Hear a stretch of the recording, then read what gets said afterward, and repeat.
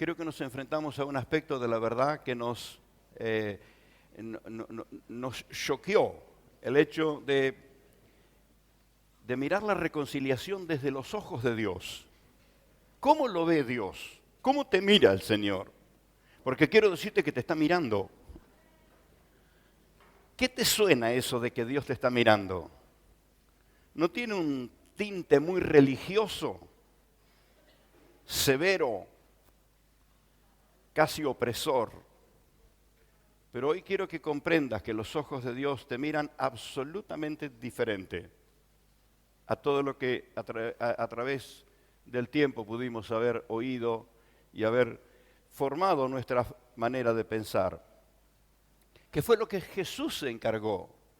Y Él habló del amor del Padre y llegó a decir esto que decía Joel hace un rato: ni un cabello de nuestra cabeza cae en tierra sin que Dios lo sepa. Esos pajaritos que andan volando por ahí, Dios sabe de cada uno de ellos. Y Jesús dice: ¿no valéis vosotros mucho más que ellos? ¿Cuánto trabajó Jesús para hacernos entender el amor con el que Dios el Padre nos ama? Y el domingo pasado, cuando nos metíamos, palabra que fuimos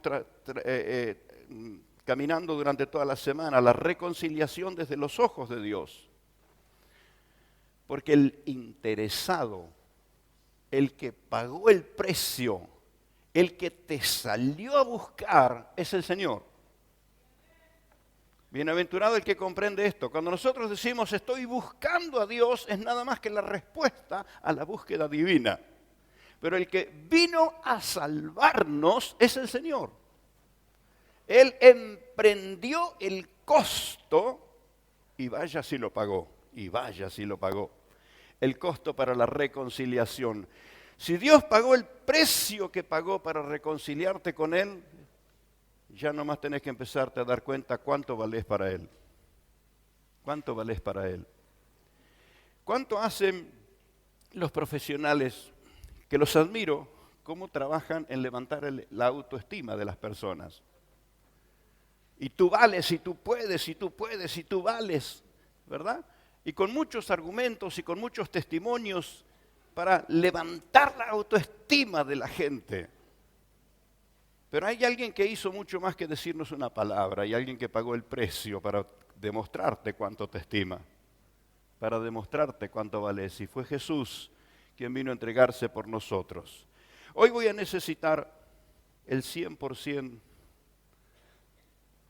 de tu entendimiento y de tu atención. De verdad, cuando llega el fin de semana, el mensaje que vengo meditando y profundizando, tengo que decirle: Señor, ¿qué de todo esto tengo que compartir? Porque me quedan 2 o 3 mensajes más para compartir y usted 3 horas no me aguantaría, estoy seguro. Así que tengo que ser conciso, breve. Hoy quiero hablarte de que Dios ve su imagen a reconciliar en nosotros. Cuando Dios te mira, es que Dios te está mirando siempre. ¿Sabe con qué fosa de tu nariz vas a respirar? Y cuando se te tapó la nariz, sabe que vas a respirar por la boca. Si podés respirar, porque tenés aire para respirar, quiero que recuerdes que es Dios que te sigue soplando. Los formatos teológicos nos enseñan que Dios hizo al hombre, le sopló aliento de vida y se olvidaron de decir que en los conceptos eternos el tiempo no existe. Quiere decir que la acción de Dios es permanente. Bienaventurado el que pueda entender esto. Cuando hablamos de lo eterno, el cronos, el tiempo, no existe, es permanente. Así que no sería le sopló, sino le sopla. Permanentemente le sopla y que no vaya a dejar de soplar. Porque no hay cilindro de oxígeno que nos alcanzaría. Que Dios no vaya a dejar de soplar.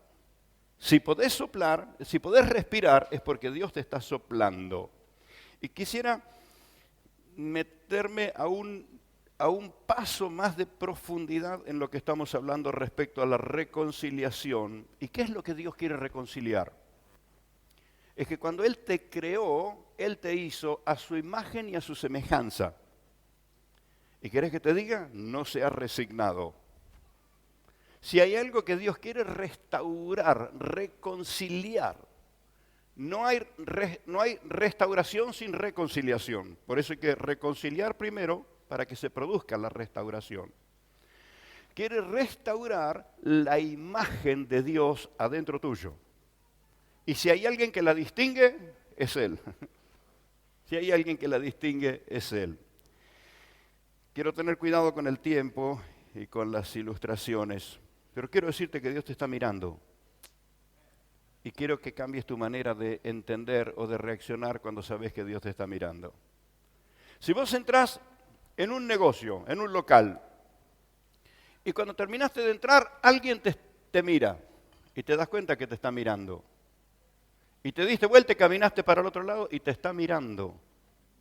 ¿No sabes si es el encargado de la vigilancia?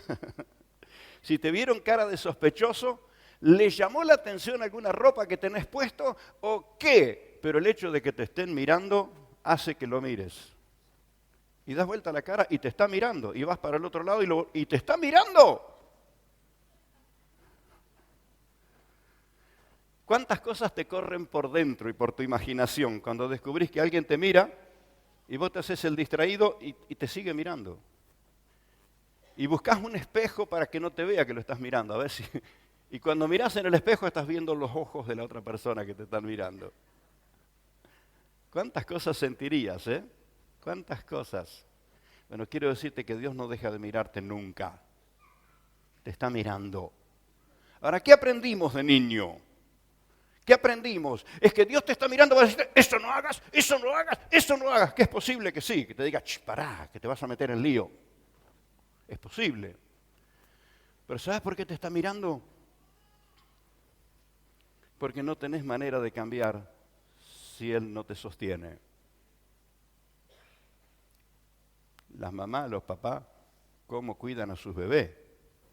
Y si hay peligro, no le sacan los ojos de encima, no para reclamarle al niño, sino para protegerlo, para cuidarlo. ¿Hay peligro en este mundo? Entonces entendés por qué Dios está mirando y mirando y mirando. Y por qué a veces corre el obstáculo de delante tuyo y no te enteraste que Él lo sacó del camino. Porque te está mirando.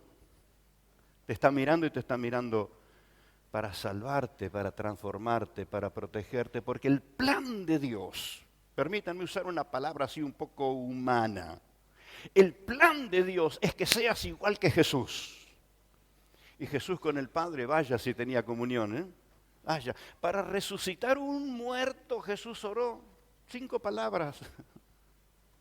Padre, yo sé que siempre me oyes, y con esa sencilla oración. Es más, oró al Padre simplemente para que se enteren los que estaban alrededor que el milagro que iba a suceder era porque el Padre estaba presente. Y hace esa sencilla oración y grita, ¡Lázaro, ven fuera! Y resucita uno que hacía 4 días que estaba muerto. Para resucitar un muerto, mirá qué sencilla oración. Por eso el Padre quiere transformarte como Jesús, que seas como Jesús. ¿Te imaginas? Una breve oración y las montañas salen corriendo. Esto es lo que quiere el Padre. Así que te está mirando y te está mirando. Quiero usar una ilustración, pero voy primero a la palabra. Voy a las Escrituras en Efesios capítulo 2. Todo el capítulo 2 es impresionante. Yo voy a recomendarle en su lectura personal, por favor, que usted preste atención al contenido del capítulo 2 del libro de Efesios. Pero el versículo que concentra toda esta verdad de la que estamos hablando es el versículo 10, que dice, porque somos hechura suya, creados en Cristo Jesús para buenas obras, las cuales Dios preparó de antemano para que anduviésemos en ellas. Es decir, que cuando Dios nos creó, Él decidió cómo hacernos y, quiero que comprenda esto, ¿en quién nos creó? ¿En quién? Fuimos hechura suya, creados en Cristo Jesús. Y hoy usted va a comprender algo más, como me revolucionó a mí el espíritu algo glorioso descubrir por qué fue Jesús el que vino para redimirnos. No pudo haber mandado un ángel. No pudo haber comisionado a alguien de la tierra para que lo haga. ¿Por qué tuvo que ser Jesús? Porque nosotros somos la creación que Jesús decidió con el Padre. Él decidió con el Padre crearnos a nosotros. Supongo yo, muy humanamente, que el Padre le dijo, si el hombre te falla, vas a tener que ir a salvarlo. Por eso Jesús asumió nuestra redención antes de la creación del mundo. Bienaventurado el que comprende esto. Antes de la creación del mundo, Él ya estaba asumiendo la responsabilidad de redimirnos. Porque fuimos creados en Cristo Jesús. De Él y para Él. Y esto es lo que vas a leer en las Escrituras. Entonces, ¿sabes cómo te mira Dios? Dios te mira porque Él ve su imagen en vos, porque te creó a su imagen. Y Él te mira para redimirte y para restaurarte. Y por supuesto, te reconcilia, te redime, te restaura. Quiero que comprendas que Dios mira muy distinto que nosotros. Lo anoté para no olvidarme, porque es parte de las emociones que viví en la vida, encontrarme ante la pregunta de un ateo. Un ateo. Estábamos en un camping cerca de Rosario y llovió y se hizo barro y nosotros estábamos con la casa rodante, así que por lo menos no estábamos en el medio del barro, pero se le humedeció la carpa a este hombre que estaba con su nieta, sus chicos. Andaba buscando papel de diario, así que le conseguí, charlamos y nos acercamos. Y él, esas personas así con un modo de hablar muy gauchesco, hermano de acá, hermano de allá, gracias hermano, qué lindo día tenemos hermano. Entonces yo dije, este es creyente. Así que andaba buscando y empecé a alargar cosas, gracias a Dios, qué bueno es Dios. Y estaba esperando que él diga, amén, gloria a Dios. Y cuando el hombre se dio cuenta que yo estaba hablando de Dios, me dijo, mire mi hermano, yo me doy cuenta que usted es muy religioso, pero yo soy ateo. Uf. Ahora quiero decirte qué tenés que hacer cuando te encontrás con un ateo. Ni lo pelees ni le discutas. Personalmente, yo entiendo que muchas personas que se declaran ateas es porque son tan rigurosos consigo mismos que no pueden decir que creen en Dios y no lo pueden demostrar. Entonces, como entienden que no lo pueden demostrar, prefieren decir que no existe. Pero en el fondo de su corazón son sinceros. Entonces se encontró con alguien que, siendo cristiano, y me presenté, que sí que soy creyente y amo a Cristo, pero se encontró con alguien que no le discutió ni lo peleó. Seguí conversando con él y la conversación fue avanzando y me emocionó mucho lo que él me dijo. Era un hombre que venía de Tucumán, muy vinculado, un empresario muy vinculado en niveles de gobierno. Estaba viviendo un día de camping porque se lo había prometido a los chicos, pero un profesional con mucha capacitación y en su diálogo era interesante hablar con él porque era una persona con mucha cultura, con mucho conocimiento, con mucho respeto como te trataba. Pero la conversación fue avanzando y me dijo, mi casa es grande y yo tengo un parque detrás de mi casa y muchos árboles. Y muchas veces en la tarde yo salgo de mi casa y miro el cielo. Y miro y digo, ¿cómo será Dios? Y si usted le sigue la conversación a un ateo va a descubrir tarde o temprano que no es ateo. Y me emocionó eso. A veces salgo y miro el cielo y digo, ¿cómo será Dios? ¿No te has hecho vos esa pregunta? ¿Cómo será Él? Las religiones y la ley antigua nos enseñó tantas cosas que eran más pensamiento de hombre que naturaleza de Dios. Y fue lo que Jesús se encargó de decirnos cómo es el Padre, cómo es Dios. ¿Cómo es Dios? Y hoy este siervo del Señor está aquí para decirte que Dios te está mirando. Pero quiero que entiendas que no es el Dios que se te metió en la cabeza, el Dios acusador que te está esperando para castigarte, sino es ese Dios de amor que hizo todo para salvarte, para redimirte, para restaurarte. Sus ojos miran muy diferentes, muy diferentes. Así que te pregunto, ¿qué te significa saber que Dios te está mirando? Cuando un niño está aprendiendo a caminar, le interesa mucho que lo estén mirando. Le interesa mucho. Aún, ¿cierto? Cuando un bebé está siendo amamantado, mientras está siendo amamantado, le está mirando a la mamá. Le da seguridad. A veces tienen miedo, no se animan a andar en partes de la casa y vos le decís, anda, porque no hay peligro. Bueno, pero vos mírame. Y les da confianza saber que vos lo estás mirando. Qué bueno es que aprendas esto para con Dios. Él me está mirando. Mayor seguridad no hay. No hay mayor seguridad. Dios no apartó sus ojos de vos nunca, ni aun cuando te escondiste. Por eso el salmista dice, ¿dónde me puedo esconder? ¿En qué rincón del universo? Si a donde me meta, tus ojos me están viendo. Esto no te tiene que asustar, esto te tiene que alegrar. Y si te estabas escondiendo de Dios, salí del escondite y decirle, Señor, enséñame a conocerte. Enséñame a conocerte. Una historia que me apasionó cuando la escuché y se las comparto. Un señor, para una fecha significativa de su matrimonio, pagó el pasaje en un crucero para ir con su esposa en ese crucero, un hombre de empresas, de trabajo, esmerado, muy dedicado a lo suyo.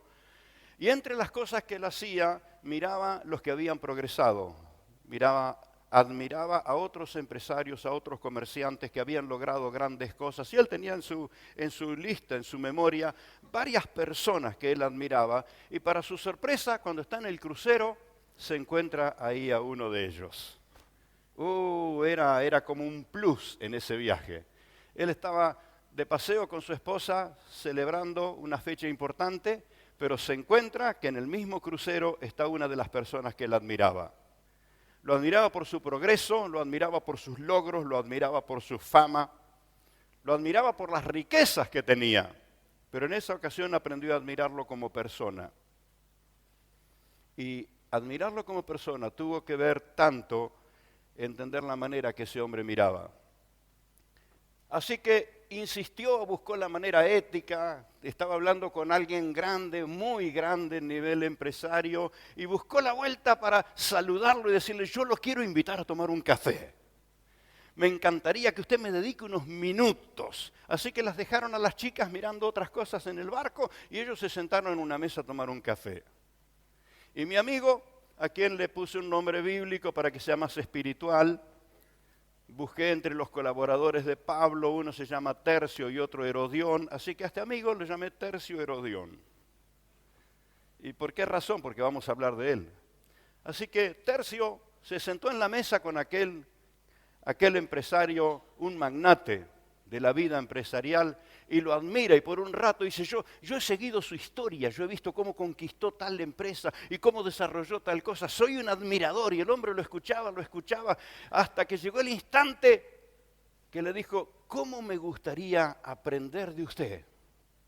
Y entonces el hombre tomó en cuenta ese dicho, y ya habían terminado el café, así que le dijo a Tercio, vamos a caminar un poco en la cubierta del barco, vamos. Y salieron. Y yo no sé cómo es los nombres de los lugares del barco, lo único que conozco es la popa y la proa.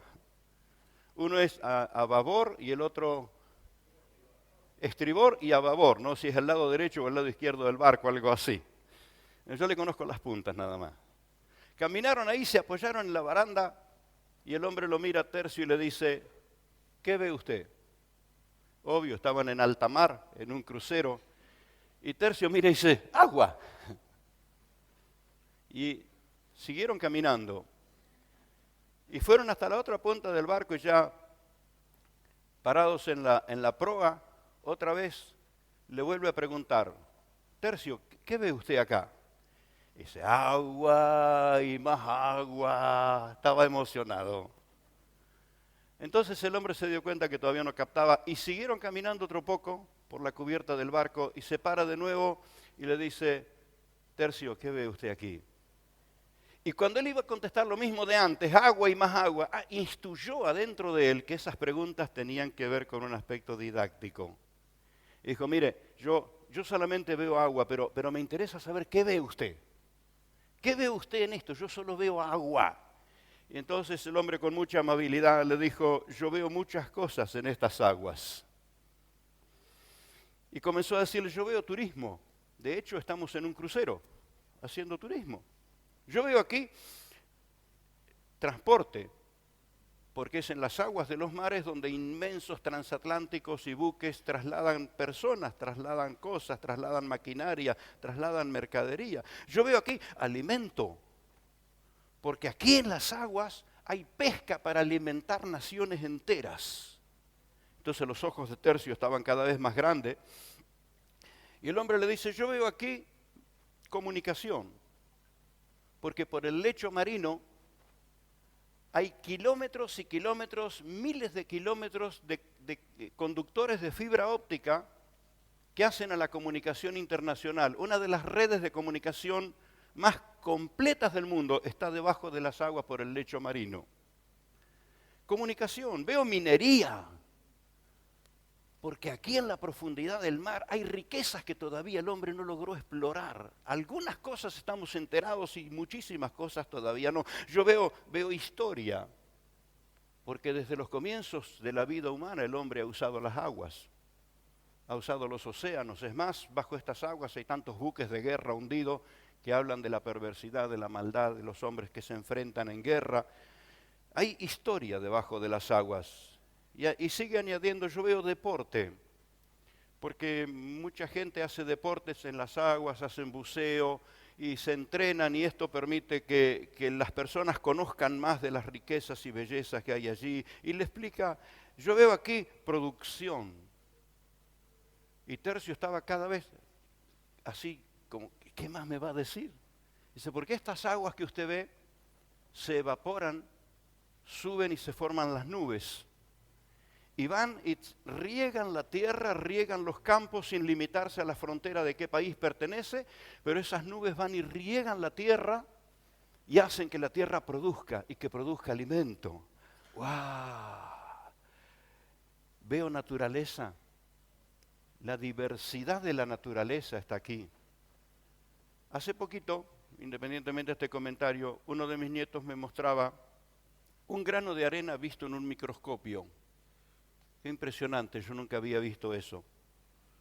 Y así como los copitos de la nieve, los cristales de la nieve son diferentes unos a otros, de la misma manera los granos de arena vistos en un microscopio son diferentes unos a otros.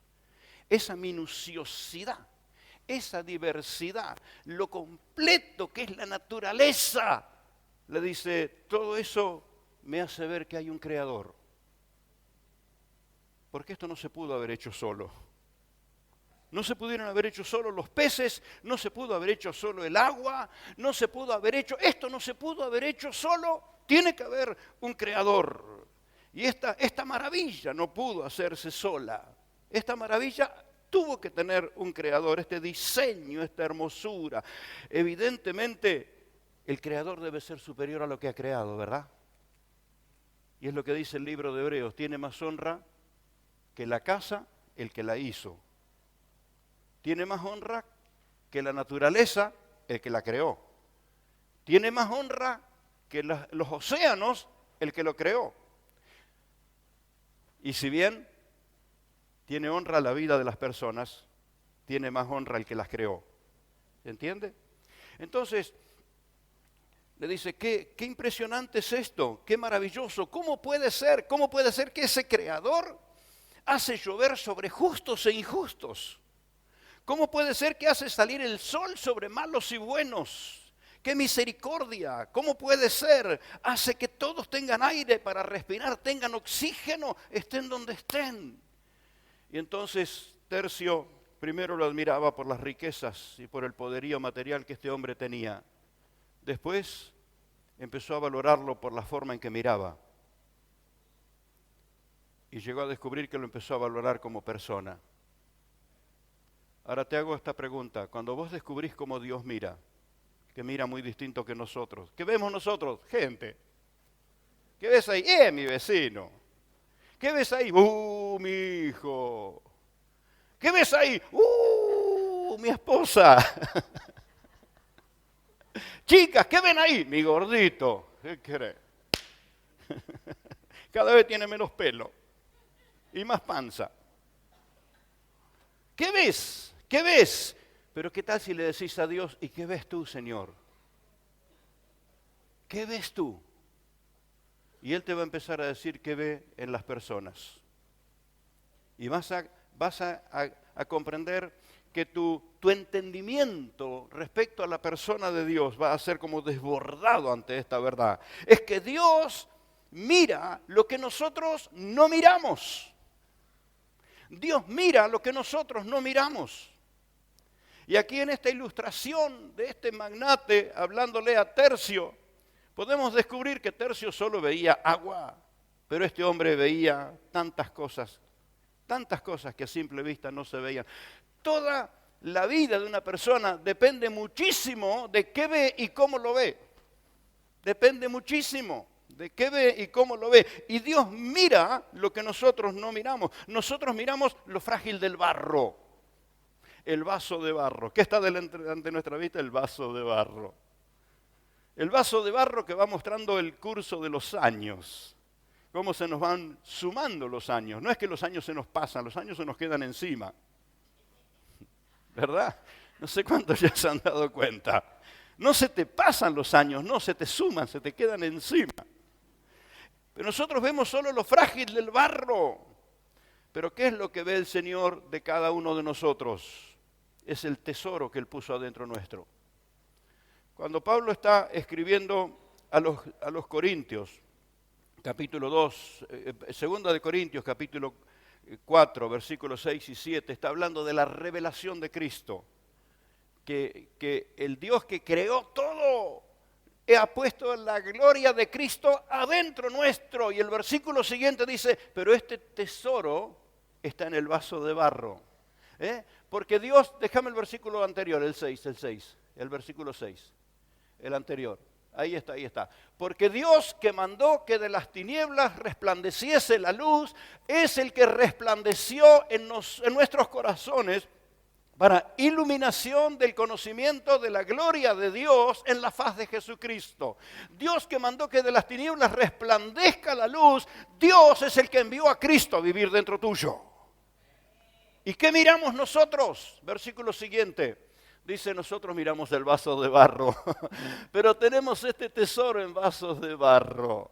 ¿Qué se ve de afuera? El vaso de barro, para que la excelencia del poder sea de Dios y no de nosotros. Y sigue diciendo que estamos atribulados en todo, desanimados, ¿verdad? Pero ¿qué mira Dios? ¿Querés que te diga qué mira Dios? Dios mira a Cristo que está dentro tuyo. ¿Recibiste a Cristo? ¿Le entregaste tu vida al Señor? ¿Sabes qué está mirando Dios? A Cristo viviendo adentro tuyo. Es la imagen de Dios restaurándose. Dios mira lo que nosotros no miramos y Él sabe de nosotros lo que nosotros no sabemos. Y por más que lo escuchamos y predicaciones y enseñanzas y insistencia de los que predicamos, Dios sabe de nosotros lo que no sabemos, que nosotros somos hechura de Dios, hechura suya, como decía, le estábamos leyendo en Efesios 2, versículo 10. Somos hechura suya, creados en Cristo Jesús. Y aquí va lo que les decía, es una cuota de revelación que en mi espíritu me emocioné en el espíritu cuando descubría esto. Nosotros fuimos creados en Cristo Jesús.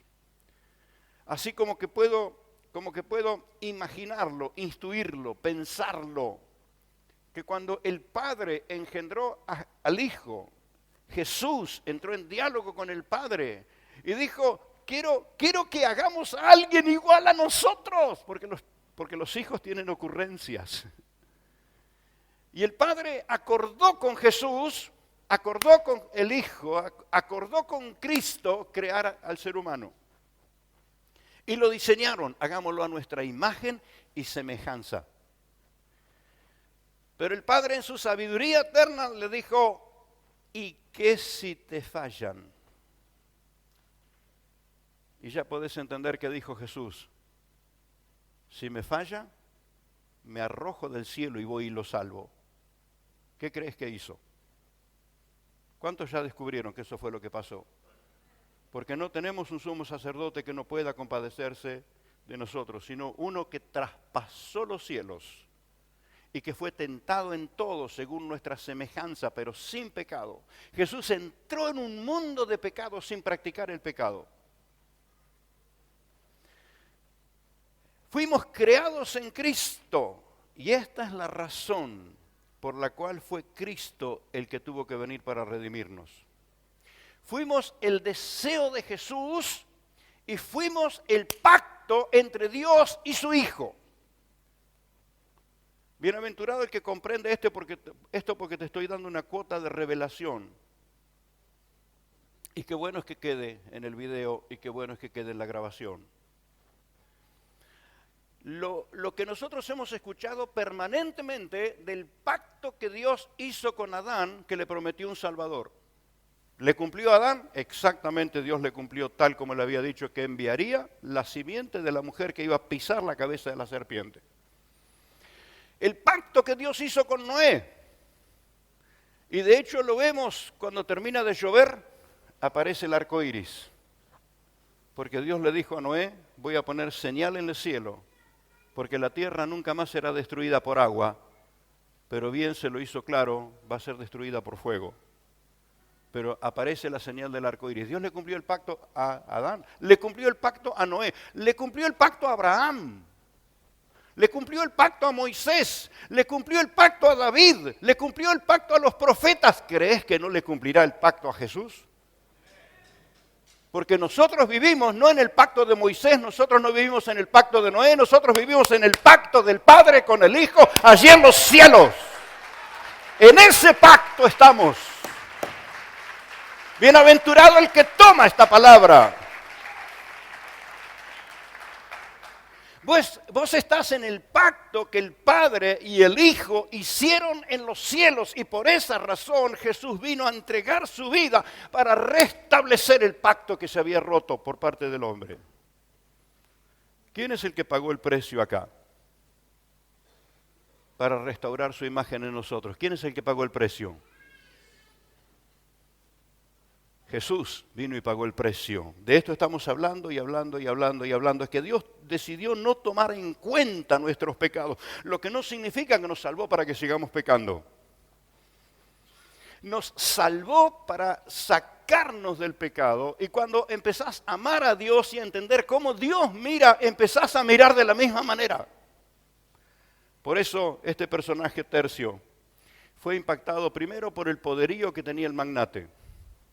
Después por la manera de mirar y luego por lo que es su persona. Y quisiera que ames a Dios de la misma manera. Comprende que toda la creación fue hecha por Él.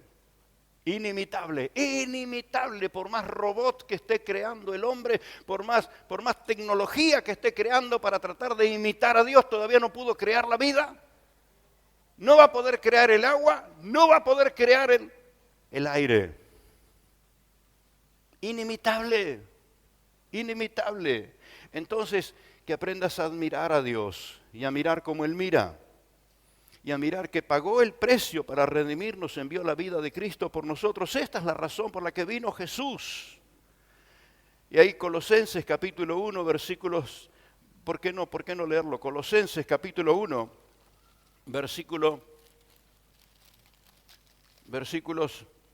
Colosenses 1, versículos 15 al 20. Por eso me meto en las Escrituras y me apasiona y digo, no puedo predicarle todo esto a los hermanos. Señor, guíame, ¿cómo hacer que el mensaje sea sencillo? Mira cuando habla de Jesús, dice, Él es la imagen del Dios invisible, el primogénito de la creación, porque en Él fueron creadas todas las cosas, las que hay en los cielos y las que hay en la tierra, visibles e invisibles, sean tronos, sean dominios, sean principados, sean potestades, todo fue creado por medio de Él y para Él. Por esto tuvo que ser Él el que venga a redimirnos. Y Él es antes de todas las cosas y todas las cosas en Él subsisten. Y Él es la cabeza del cuerpo, que es la iglesia.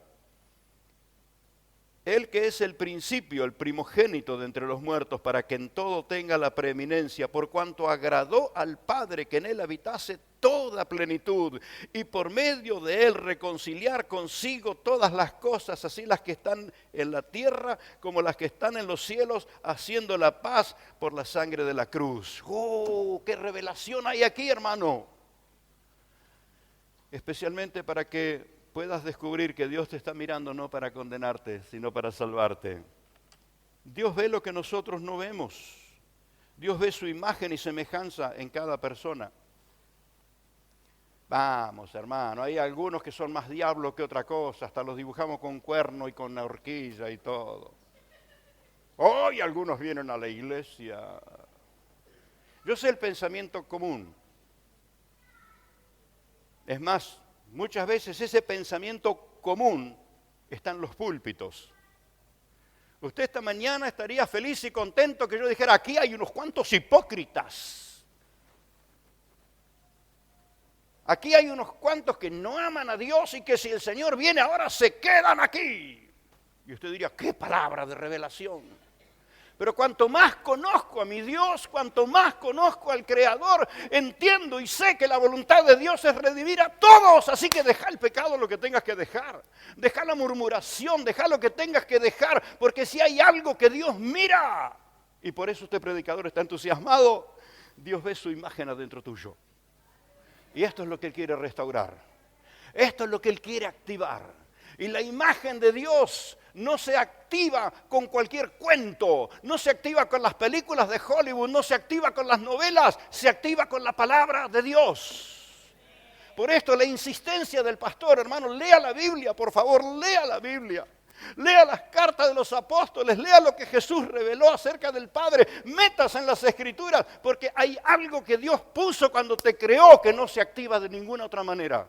No solo de pan vive el hombre, sino de toda palabra de Dios. Por esto la predicación, por esto la palabra, por eso Dios quiso que quedara escrita. Si bien hoy tenemos la comodidad de leerla en la pantalla, de escucharla en la lectura como audiolibro, de ver tantas interpretaciones distintas, pero métase en la sencillez de su ojo, lea las Sagradas Escrituras, por favor, porque serán alimento a tu espíritu y tu alma será transformada.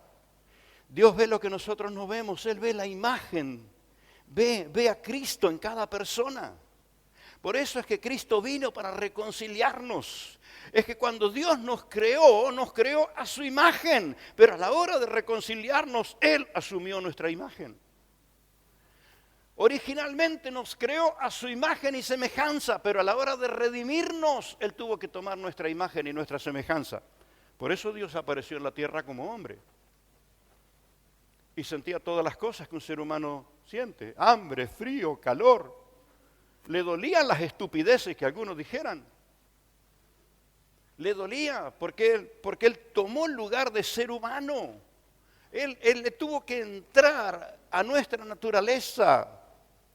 Así que Cristo vino para tomar nuestro lugar, para algo, no para convertirnos en religiosos. Cristo vino para tomar nuestro lugar y cargar sobre sí todas nuestras condenaciones, todos nuestros pecados, toda nuestra rebeldía. Vino para tomar nuestro lugar a fin de que nosotros tomemos el lugar de Él. ¿Dónde te sentará el Señor un día? En su trono junto a Él. Es más, las Escrituras, bien lo estaba recordando la hermana Fabiana días atrás, nos hizo sentar en lugares celestiales con Cristo. Si le preguntaras a Dios, aquí estoy renegando con mi cuerpo, Señor, pero ¿dónde está mi espíritu? El Señor te mostraría que está sentado junto a Él. Son todas cosas que nuestra mente no puede entender, pero son verdades espirituales que a veces cuido cuando estoy vertiendo cosas que he recibido muy claramente del Señor. Si en el Edén no hubiera pasado lo que pasó, usted no se puede imaginar cómo sería. Pero todo lo que hemos perdido es por lo que pasó en el Edén. Por eso siempre digo, lo que se perdió en el Edén se recuperó en el Calvario. Todo. Dialogarías con Dios como las personas hablamos con los amigos. Te mirarías en el espejo y verías la imagen de Dios. ¿Por qué muchas personas llegan al suicidio? Porque se miran en el espejo y se ven feos. Si vieras a Cristo te verías hermoso. Si vieras a Cristo te verías maravilloso. Pero muchas personas llegan al suicidio porque quisieran o reniegan consigo mismos. Es que Dios tiene en su mira algo, por eso te mira y te mira y te mira y te mira. ¿Qué ve Dios cuando te mira? ¿Qué ve Dios? ¿Ve el Espíritu que Él derramó sobre ti cuando te convertiste? ¿Ve a Cristo en tu corazón? Porque lo recibiste, ¿verdad? Si alguien no recibió a Cristo, tiene que hacerlo hoy, ahora, ya. ¿Qué ve el Señor? Ve que tu nombre está anotado en el libro de la vida. Ve que sos un destinatario de las moradas eternas. Mirá qué distinto que ve el Señor. ¿Qué ves vos? La misma de siempre. Y mejor que no le preguntes a otro que anda deprimido o revelado porque te va a contagiar la depresión. ¿Qué ves en mí? Cuídate de la respuesta.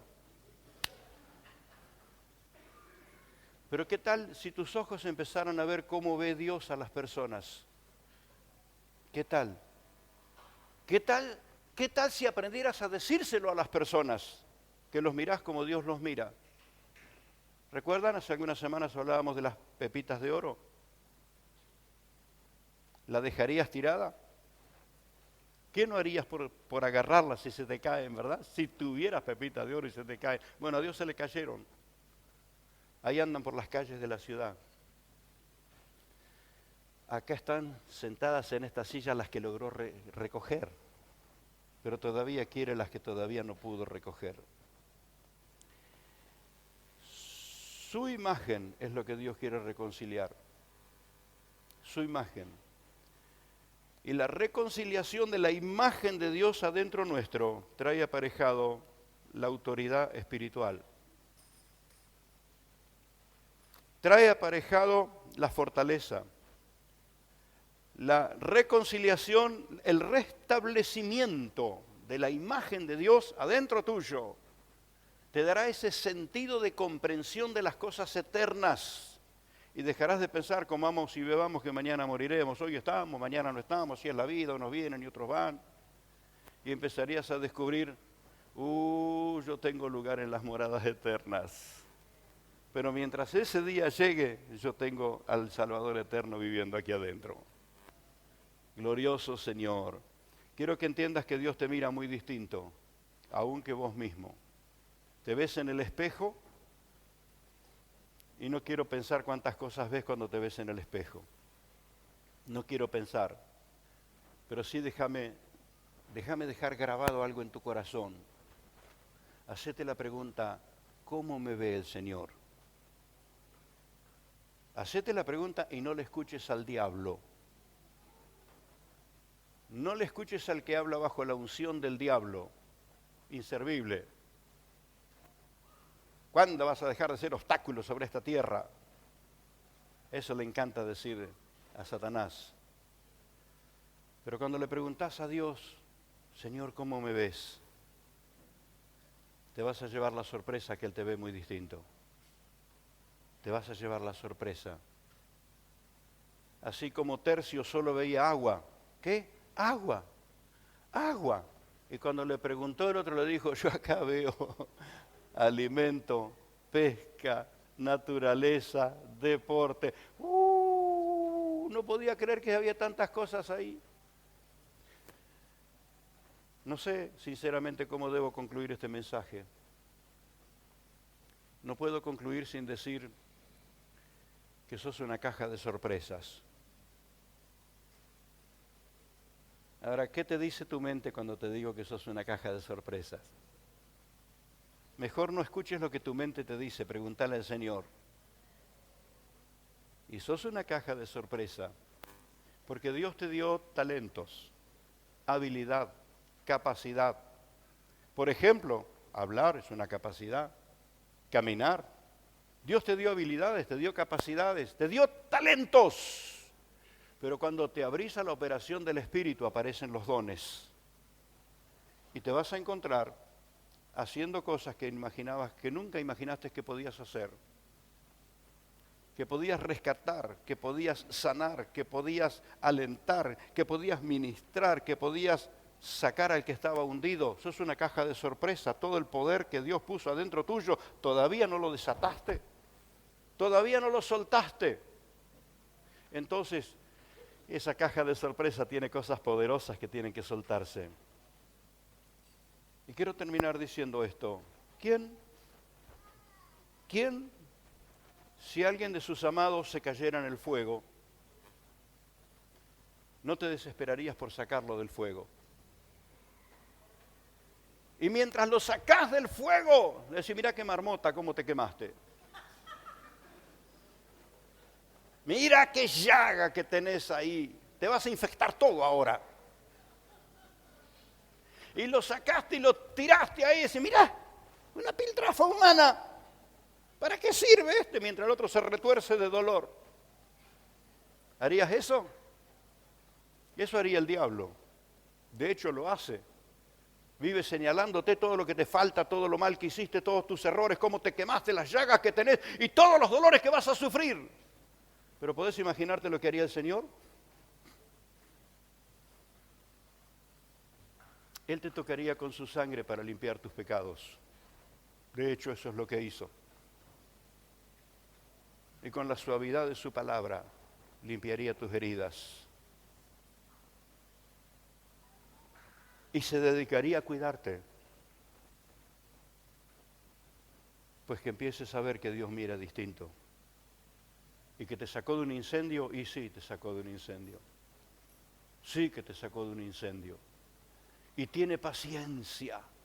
Te sacó del fuego y te sacó del barro. Ahora, por favor, no seas como la vaca empantanada. No sé cuántos conocen qué sucede con la vaca empantanada, si escuchó el dicho. Cuando la vaca se mete en un pantano y no puede salir, el que le ayuda a salir, el gaucho le tira el lazo, la piala de lejos y le ayuda a salir del pantano, pero es mejor que tenga el caballo listo y salga volando, porque la vaca lo corre por todos lados. La sacó del pantano, pero la vaca lo ataca. Por eso el dicho dice, la vaca empantanada, le ayudaste y se te viene encima. No seas como la vaca empantanada. Dios va a usar su cuerpo, Dios va a usar la iglesia para sacarte del barro. Y lo va a hacer con paciencia, con paciencia. Solo esta ilustración y les prometo que termino. Si no, usted se pone en pie y yo me voy a enterar que tengo que terminar. Mis padres, mi papá, mi hermano compraron un camioncito en aquellos tiempos, no era de lo más moderno, así que lo tuvieron que arreglar. Lo llevaron a pintar y el camioncito venía, para colocarle la caja de madera, venía solo la cabina. Y mi hermano entró 3 kilómetros de camino de tierra que había desde la ruta hasta donde nosotros vivíamos, y el barro del camino, las ruedas traseras, lo fueron levantando y tirando arriba de la cabina. Así que cuando llegó, el camioncito recién pintado estaba tapado de barro. Y mi hermano llegó y me dijo, a mí yo tendría unos 10 años, por favor limpiame el camión. ¿Qué hace un chico ante una lámina de barro? Yo busqué una rasqueta. Y vos sabés que un chico antes de limpiarlo va a ponerse a hacer dibujitos. Iba a escribir y él se dio cuenta que yo tenía en mi mano una espátula. Y salió corriendo y me dijo, no, con la espátula no. Y me preparó una manguera, así que yo empecé a tirarle agua con la manguera.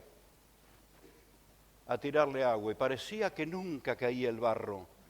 Y él me decía, mojalo, que cuando se ablanda se cae. Y verdad, eso es lo que pasaba. Tirarle, y por allí, ¡pluc!, caía un pedazo grande. ¡Uy!, ya me entusiasmé. Entonces le apretaba la manguera así, y el chorrito más fuerte, ¡pum!, caía otro pedazo. Y así hasta que cayó todo. Bueno, la predicación es ese chorro de agua que te está sacando el barro. El barro de los caminos donde te metiste, donde anduviste.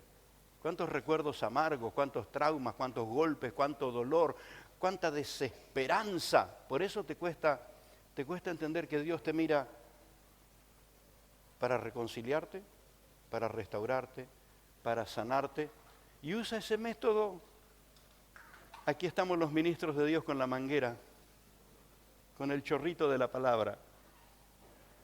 Y lo podés recuperar por el video y lo podés recuperar por la grabación. Y ahí viene el chorro del agua de la predicación.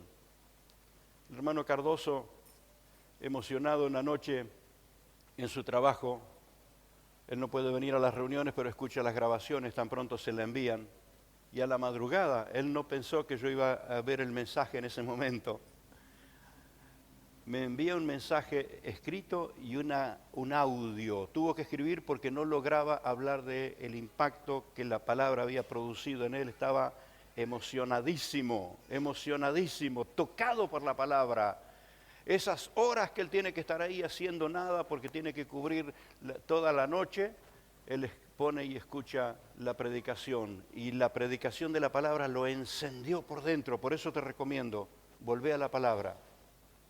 Lee las Escrituras, volvé a escuchar la predicación, porque ese es el chorrito con el que Dios te está limpiando. No va a usar una rasqueta, porque ¿sabe cómo iba a quedar ese camioncito si yo lo agarraba con la espátula? Iba a quedar rayado por todos lados. Y Dios no usa la rasqueta. Que no la tenga que usar, por favor, que no la tenga que usar. Que no la tenga que usar. Dios quiere usar la suavidad de su palabra para sacarte todo el barro que la vida te tiró encima, porque Él ve cuánto valés. Si hay alguien que sabe cuánto valés, es Él. Valés porque te creó a su imagen y semejanza, y valés porque Él puso a Cristo en tu corazón. Él puso su espíritu dentro tuyo y anotó tu nombre en el libro de la vida. Él sabe bien cuánto valés. Así que quiero invitarte a orar y a pedirle perdón al Señor. Cuántas pavadas piensa nuestra cabeza en los momentos de depresión, de angustia, de dificultad, en los momentos de temor. Cuántas cosas nuestra cabeza piensa. Y cuando reacciono de las cosas que a veces pasan por la cabeza de un ser humano, hablando de este ser humano, yo le pido perdón al Señor. Porque digo, evidentemente estoy pensando con la mente del hombre caído en el Edén y no con la mente del hombre redimido en el Calvario.